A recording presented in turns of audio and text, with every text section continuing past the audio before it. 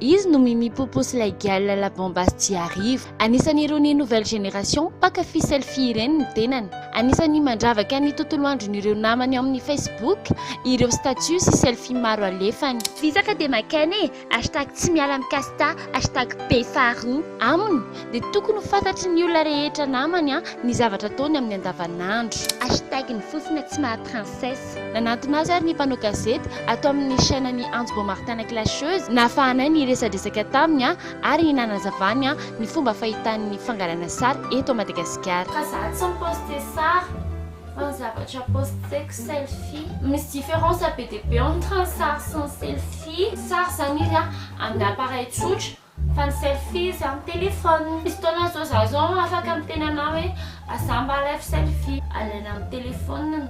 Dia ny sary koa izy afaka sasaina fa ny selfie izy satria ny téléphone dia tsy afaka sasaina. Dia ny shooting indray alaina sary fa amin'ny appareil photo professionnel. Afaka lazantsika ampianaontsika hoe inona no mety mampiavaka anao amin'ireo pipiso na Mimi Laigal be dia be hita amin'ny Facebook. Fianako rehetrarehetra zany alaiko selfie daholo satria za zany mahita hoe populaire dia ampisehoko amin'ny olona zany zavatra rehetrarehetra atao. Minambary tsy misy loka, hashtag matsatsotsatso, hashtag tsy hoe mahantra fa mba manao régime, hashtag gasigasy tsy tia paty. Potikala manao rara, hashtag zaza endry. Fanontaniana manaraka ary statut firy na ataoko hoe selfie firy isan'andro no mety postenao. Nareo tsy mahita hoe sipotry ny hafanana be tsika ato?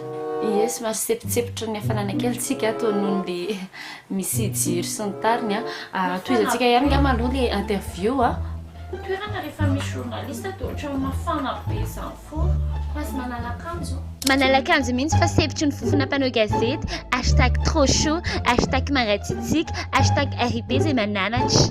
Taorianan'iny nanalany ny vahintsika akanjo iny dia sarotra be mihitsy gérer an'ilay interview satria tsy nanaiky mihitsy vahintsika raha tsy niaraka teraka mihitsy ny akanjo ambony ambany dia noho izany tsy maintsy voatery zany izahay namarana n'ilay interview na ny veloma tsy vitany akory hoe sange wapetratra eto ambony plateau ngamba ny veloma mandrapitafa alohantsika rehetrarehetra dia naizana tsara hoe sorara ihany ny vahintsika Mimi Laigal pipiso